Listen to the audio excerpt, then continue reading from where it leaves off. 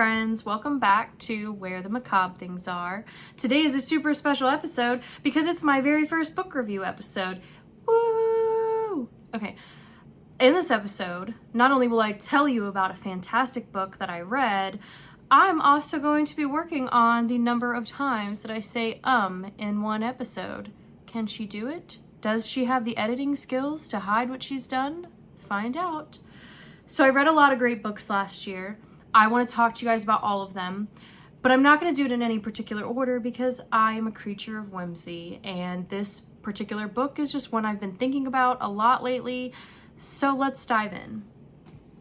I am going to be talking about Performances of a Death Metal Bard by Leigh. I made some notes to help structure my speaking because sometimes I will go off on tangents. My very first note is show interior because it's awesome, and it really is. So Leigh sent me a book plate, a signed book plate. I slapped it in here because that's super cool and I love this book.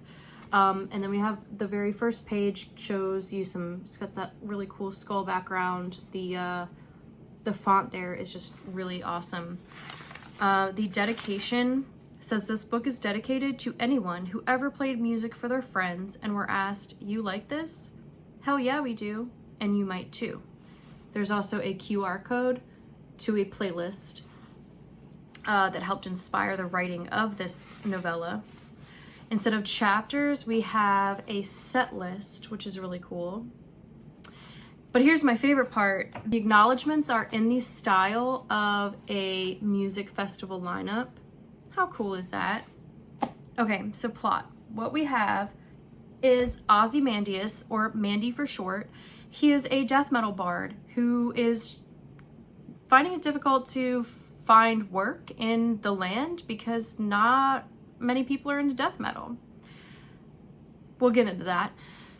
What does happen is he finds a cursed lute that is the catalyst for all the adventures to ensue. It definitely was not what I expected in a good way. What ensues between Mandy and the lute is just, it's really cool. I love what Leigh did with this whole tale. So Mandy sets off on these adventures with this mysterious, creepy lute. He makes a lot of friends along the way. There's a lot of adventures to be had.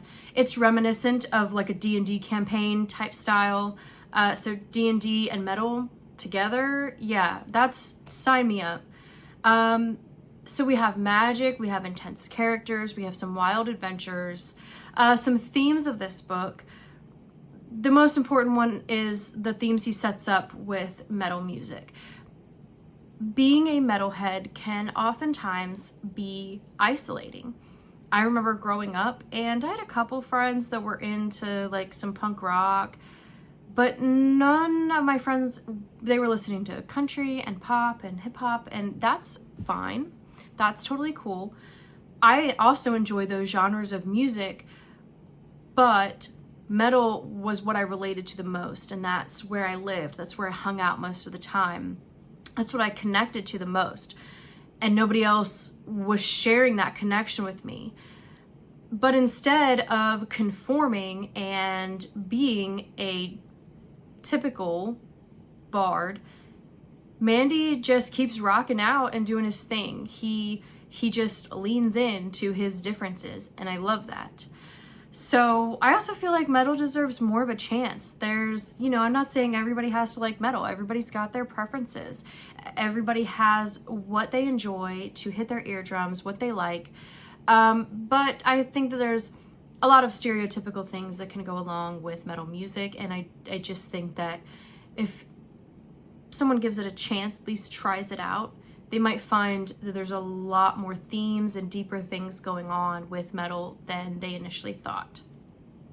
So as far as the way the book is written, I'm not a literary critic. I read books to just enjoy them and to escape into them.